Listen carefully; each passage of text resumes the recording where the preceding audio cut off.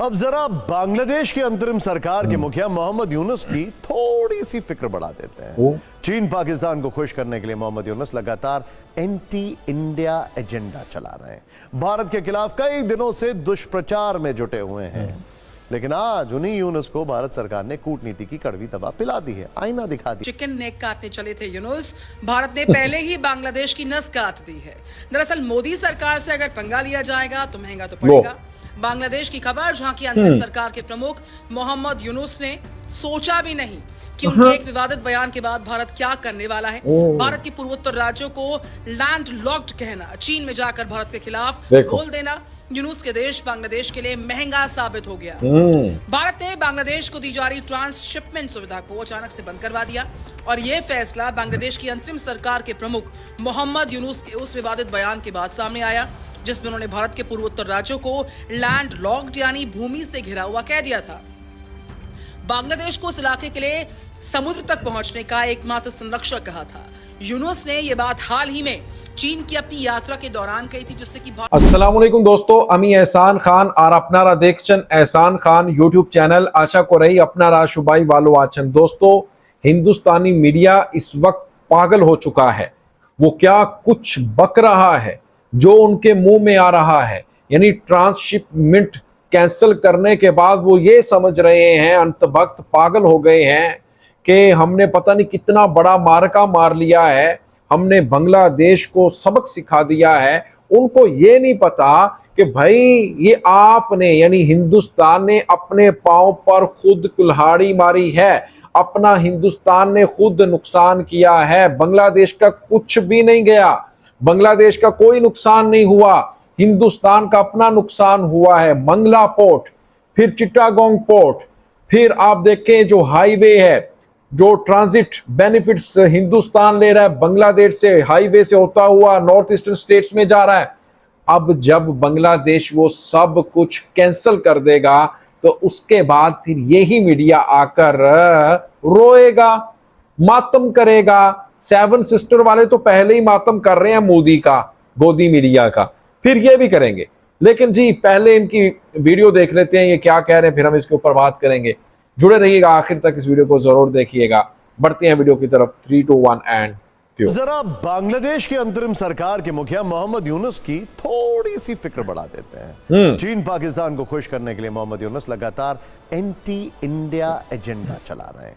भारत के खिलाफ कई दिनों से दुष्प्रचार में जुटे हुए हैं, लेकिन आज उन्हीं यूनुस को भारत सरकार ने कूटनीति की कड़वी दवा पिला दी है, आईना दिखा दिया है। दुनिया में जब ट्रंप के टैरिफ ऐलान से हड़कंप मचा हुआ है, खुद बांग्लादेश के सामानों पर ट्रंप ने 37% का टैरिफ लगा दिया है, तब ऐसे हालात में भारत सरकार ने यूनुस को आईना दिखाते हुए वर्ष 2020 से दी जा रही ट्रांसशिपमेंट सुविधा को वापस ले लिया है। दरअसल ये बांग्लादेश को मित्र राष्ट्र होने के नाते दी जाने वाली भारत की माल ट्रांसफर फैसिलिटी थी, जिसे वापस लेने की पुष्टि खुद विदेश मंत्रालय ने की है। सबसे पहले सुनते हैं नियमित प्रेस ब्रीफिंग में भारतीय विदेश मंत्रालय के प्रवक्ता ने इस फैसले पर क्या कुछ कहा। The transshipment facility extended to Bangladesh had over a period of time resulted in significant congestion at our airports and ports. Logistical delays and higher costs were hindering our own exports and creating backlogs. The facility therefore has been withdrawn with effect from 8th April 2025. आपने विदेश मंत्रालय का बयान सुना? विदेश मंत्रालय का यह भी कहना है कि भारत के इस कदम का असर नेपाल या भूटान को बांग्लादेश से होने वाले उन निर्यात पर नहीं पड़ेगा जो भारतीय क्षेत्र से होकर गुजरते हैं। हमने आपको ये पूरी खबर बता दी है, लेकिन भारत से लगातार बिना मतलब के दुश्मनी निभाने वाले बांग्लादेश पर इस कड़े फैसले का क्या असर पड़ेगा, ये तो जानना जरूरी है। सबसे पहले समझिए कि ट्रांसशिपमेंट सुविधा होती क्या। तो इसका उत्तर है एक देश का माल किसी दूसरे देश ले जाने के लिए किसी तीसरे देश के बंदरगाह, एयरपोर्ट या फिर परिवहन रास्ते का अस्थायी उपयोग करना। उदाहरण के लिए बांग्लादेश से माल कोलकाता पोर्ट या मुंबई पोर्ट के जरिए यूरोप, अमेरिका या अफ्रीका भेजा जाता था। चेन्नई एयरपोर्ट से भी कुछ ट्रांजिट किया जाता था। इसका उद्देश्य था बांग्लादेश को सपोर्ट करना, क्योंकि उसके कुछ बंदरगाहों और लॉजिस्टिकल इंफ्रास्ट्रक्चर में सीमाएं हैं। अब दूसरा प्रश्न यह है कि भारत ने यह सुविधा बांग्लादेश से वापस क्यों ली। तो इसका उत्तर बहुत कॉम्प्लिकेटेड नहीं है, इसका उत्तर भारत की दलील में छुपा हुआ है। विदेश मंत्रालय ने बताया कि हर दिन काफी संख्या में भारत आने वाले बांग्लादेशी ट्रकों के कारण भारतीय बंदरगाहों और एयरपोर्ट पर भारी भीड़ होती थी। इससे ट्रांसशिपमेंट सुविधा ने भारत के पोर्ट्स पर काफी ट्रैफिक बढ़ा दिया था। भारत के निर्यात पर इसका नकारात्मक असर पड़ रहा था, भारत को आर्थिक नुकसान हो रहा था, इसीलिए कदम उठाया गया। स्ट्रेट आंसर है। यहां पर तीसरा प्रश्न यह है कि बांग्लादेश पर इस फैसले का क्या असर पड़ेगा। बड़ा इंटरेस्टिंग है। उत्तर यह है कि ट्रेड के मामले में बाहरी दुनिया से बांग्लादेश काफी हद तक कट जाएगा, क्योंकि बांग्लादेश को अपने माल की शिपिंग के लिए अब चटगांव या मोंगला पोर्ट पर ही निर्भर रहना पड़ेगा।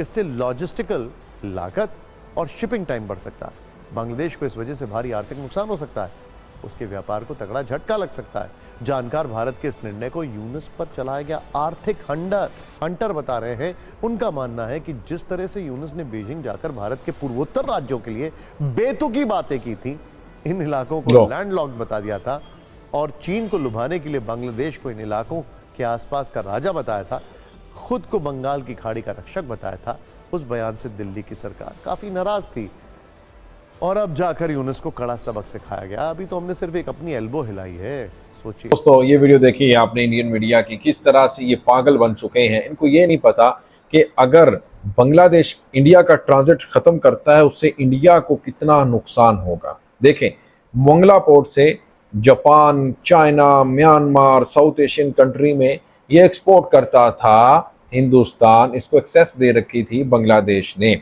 कि मंगला पोर्ट से ये अपनी एक्सपोर्ट करता था, फिर चिट्टागोंग से भी करता था। तो अब बांग्लादेश जब वहां पर पाबंदी लगाएगा, उसको खत्म करेगा ट्रांजिट को, फिर हिंदुस्तानी फिर इनको क्या नुकसान नहीं होगा? क्या फिर इनको फायदा होगा? बांग्लादेश को कोई नुकसान नहीं हुआ। बांग्लादेश के पास पहले ही 3 से जो 4 एयरपोर्ट हैं वो बड़े और खुले एयरपोर्ट बना लिए हैं। अब देखें कि ढाका एयरपोर्ट है, सिलहट का एयरपोर्ट है और इसी तरह कोक्स बाजार का एयरपोर्ट है, बड़े बड़े एयरपोर्ट है। वहां से ये जो चार्टर्ड प्लेन है ये सामान लेकर यूरोप में जाएंगे, ये सामान लेकर नेपाल, भूटान में जाएंगे। उनको आपकी जरूरत नहीं है, उन्होंने दूसरा प्लान बना रखा था। उनको पता था कि मोदी ने ये हठधर्मी से बाज नहीं आना, इसलिए पाबंदी लगानी है। लेकिन दोस्तों अब जब बांग्लादेश लगाएगा फिर यही मीडिया किस तरह से चीखे मारेगा वो फिर आप बताना। वो ये 3-4 दिन की बात है। मैं कह रहा हूं कि बांग्लादेश रिटेलिएट करेगा, क्योंकि अब शेख हसीना की हुकूमत नहीं है, प्रोफेसर मोहम्मद यूनुस की हुकूमत है। वो डरने वाला इंसान नहीं है, वो बहादुर लीडर है, वो लीडर दुनिया उसको जानती है। टैरिफ के ऊपर उसने ट्रंप के साथ बात की तो ट्रंप ने फौरी तौर पर जो टैरिफ है 3 महीने के लिए उसने एक्सटेंड कर दिया बांग्लादेश का, बल्कि आप बांग्लादेश के क्या बाकी और मुल्कों का भी उसने ऐसे कर दिया।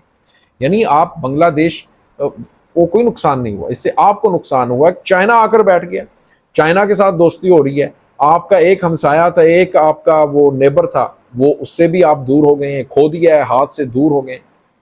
दोस्तों आपका क्या कहना है इस वीडियो के बारे में बताइएगा कमेंट सेक्शन में। मिलेंगे आपसे नेक्स्ट वीडियो में, तब तक के लिए अल्लाह हाफिज।